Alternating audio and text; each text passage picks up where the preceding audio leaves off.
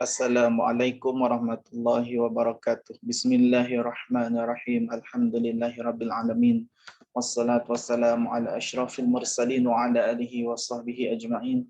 Rabbi shrah li sadri wa yassir li amri wahlul 'uqdatam min lisani yafqahu qawli. Rabbi zidna ilman warzuqna fahman. Alhamdulillah, hari ini kita bertemu lagi di dalam pelajaran ibadat darjah 2. Murid-murid boleh buka muka surat 21 dalam pelajaran 5 yang tajuknya mengenai solat.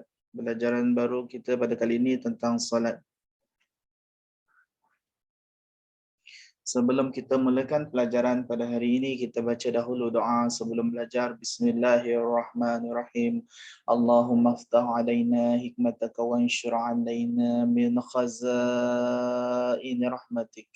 Rabbana shrah lana sudurana wa yassir lana umurana. اللهم أخرجنا من ظلمات الوهم وأكرمنا بنور الفهم وافتح لنا بمعرفة العلم ونور قلوبنا وسهل لنا أبواب فضلك يا أرحم الراحمين وصلى الله على سيدنا محمد وعلى آله وصحبه وسلم الحمد لله رب العالمين. Alhamdulillah, mengenai salat, pengertian salat. Kita lihat pengertian salat. Setiap hari kita melakukan salat. Salat artinya beberapa perkataan dan perbuatan.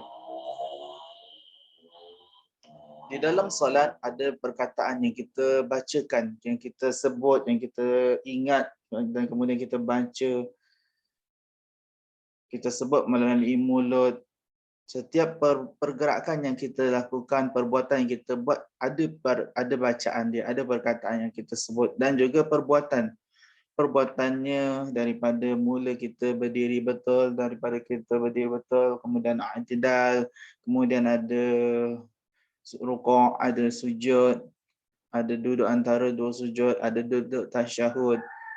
Itu semua dinamakan perbuatan di dalam salat. Ada angkat takbir, tangan sampai ke telinga, itu perbuatan dalam salat. Ada sujud, kepala letak di atas lantai, itu adalah perbuatan dalam salat.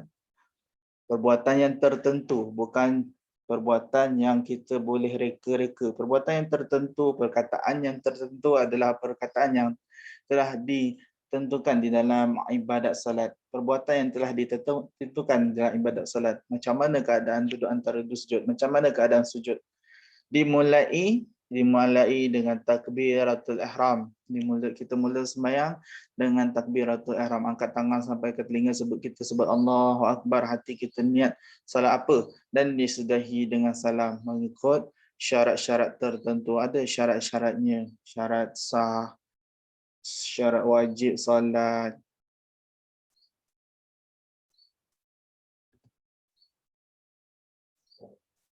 Kemudian kita lihat dahulu syarat wajib salat. Siapa dia yang wajib salat? Siapakah orang, ciri-ciri orang itu yang wajib salat? Yang pertama, orang Islam. Orang dah mengucap 2 kalimah syahadah. Orang Islam, orang yang telah mengucap 2 kalimah syahadah, orang Islam, orang itu wajib salat. Orang kafir yang tak mengucap lagi, mereka tidak wajib salat. Mereka bukan orang Islam, tapi mereka tetap berdosa. Dosa mereka dosa kafir, dosa besar, dosa ingkar kepada Allah Ta'ala. Yang kedua, orang yang wajib salat, bila dia dah Islam, orang Islam ni ada yang orang Islam, ada yang dah baligh, ada yang belum baligh. Baligh, lam ghaligh.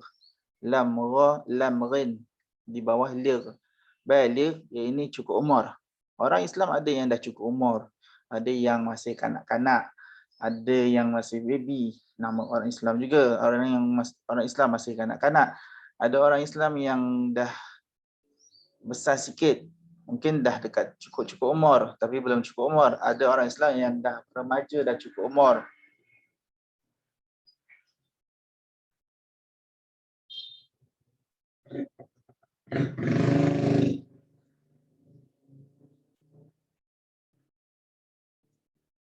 Bila orang Islam dah cukup umur, dah baligh, maka wajiblah dia menunaikan solat. Yang ketiga, orang Islam yang berakal. Ada orang Islam yang tidak berakal, orang yang gila. Dia orang Islam tapi dia berpenyakit gila, tidak berakal. Tapi kalau orang yang berakal ni, orang yang berakal dia wajib salat. Orang yang tak gila, orang Islam yang tak gila, orang Islam yang berakal ni wajib salat. Pertama orang Islam wajib salat, kedua orang yang dah baligh wajib salat, ketiga orang yang berakal yang tidak gila wajib salat. Nombor 4. Orang yang sejahtera panca indera, orang yang sihat panca indera. Ada orang yang keadaannya yang begitu malang sekali. Seperti dalam satu masa orang itu buta dan pekak dan bisu. Tiga-tiga ada. Ini tak sihat panca indera. Kalau orang tak bagi tahu, dia tak tahu dah masuk waktu solat ke belum sebab dia tak dengar dan dia tak boleh nak lihat. Kalau dia boleh lihat dekat kaca televisyen dah tulis masuk waktu apa. Tapi mereka ada penyakit buta, pekak dan bisu. Mereka tak tahu selagi orang lain tak bagi tahu dia. Jadi mereka tak tahu masuk waktu solat. Yang kelima, orang yang sedar, yang tidak tidur. Orang yang tidak tidur. Orang yang tidak mabuk. Orang yang tidur, mereka tetap kena salat. Tapi mereka kena qadakkan salat sebab dia tidur. Orang yang mabuk ni, mabuk sebab dia cari sendiri mabuk. Kesalahan mabuk tu berpunca daripada dia. Dia kena salat setelah dia tidak mabuk. Qadak salat dia. Dia mabuk tu adalah satu dosa besar yang lain. Orang yang tidur, ni mungkin dia tidak sengaja. Sebab tu sebelum habis waktu solat dahulu baru tidur. Kalau dah ngantuk sangat, kunci jam. Dah terlalu penat, kalau dia solat pun tidak khusyuk. Tidur sebentar, 5 minit, 10 minit, tapi kunci jam untuk dia bangun untuk menunaikan solat. Okey. Yang ke-6. Orang yang wajib solat adalah orang yang dalam keadaan suci, orang yang bersih daripada hadas besar dan hadas kecil. Bila nak salat, dia kena berwuduk. Kalau tak ada air sembahyang, kalau tak ada air, dia kena bertayamum. Orang yang bersuci ni orang yang bersih daripada hadas kecil dan hadas besar. Hadas besar seperti haid, nifas. Dia kena tidak lagi datang darah haid, tidak lagi datang darah nifas, barulah dia boleh salat. Tapi kena mandi wajib dahulu. Baik, kita lihat tajuk seterusnya. Tajuk syarat sah salat. Tajuk syarat sah salat. Yang pertama. Tajuk syarat sah salat yang pertama.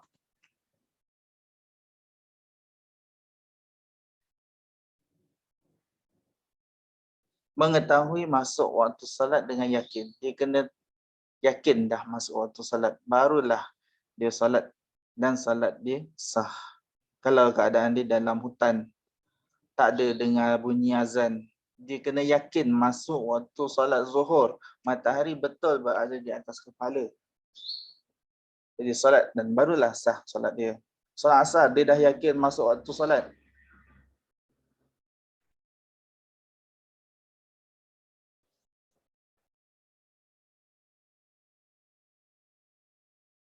Barulah sah solat dia. Bila solat asar dah yakin masuk waktu solat, barulah sah dia punya solat. Nak kena belajar macam mana nak tahu masuk waktu solat fardu asar, maghrib, isyak, subuh.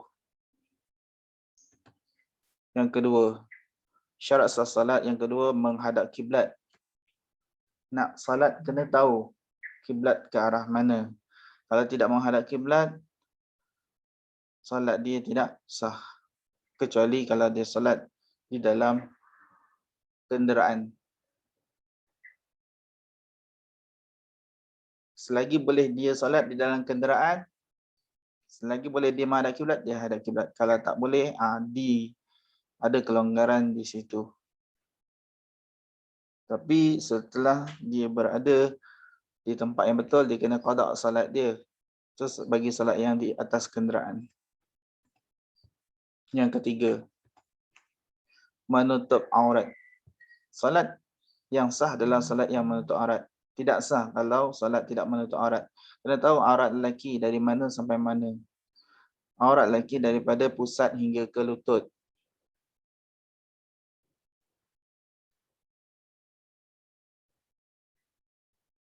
Kalau koyak di bahagian mana-mana di antara pusat hingga ke lutut bagi orang lelaki adalah tidak sah solat dia.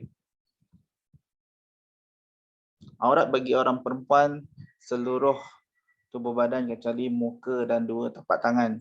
Kalau koyak di mana-mana bahagian, maka dia kena solat semula. Tak sah solat dia. Kecuali muka dan tapak tangan. Nombor 4. Suci daripada badan, pakaian dan tempat salat daripada najis. Kena suci pada badan, pakaian, tempat salat. Jangan ada najis. Kalau ada najis pada badan, pada pakaian, pada tempat salat, pada sejadah kita, pada baju kita, pada tubuh badan kita, kalau ada darah, kalau ada najis tahi, maka salat tidak sah.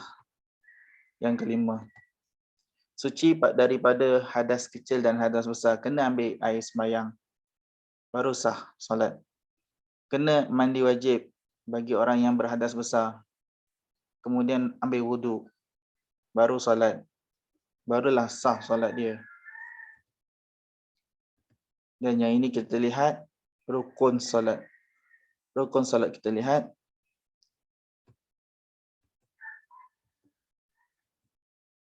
Rukun solat bahagian pertama rukun qalbi, hati. Rukun yang kita wajib buat di dalam hati kita.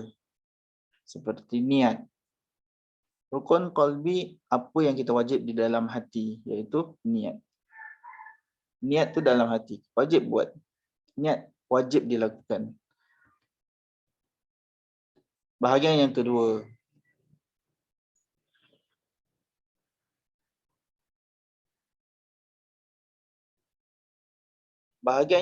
rukun qauli, rukun membaca, rukun kata-kata, rukun kata-kata seperti surah Al-Fatihah.